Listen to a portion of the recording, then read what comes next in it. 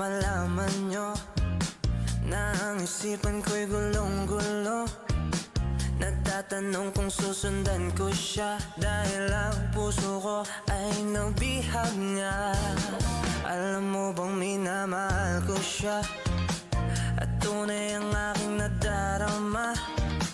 Kahit ako'y nagmumukhang tanga, ay ayos lang basta kasama siya.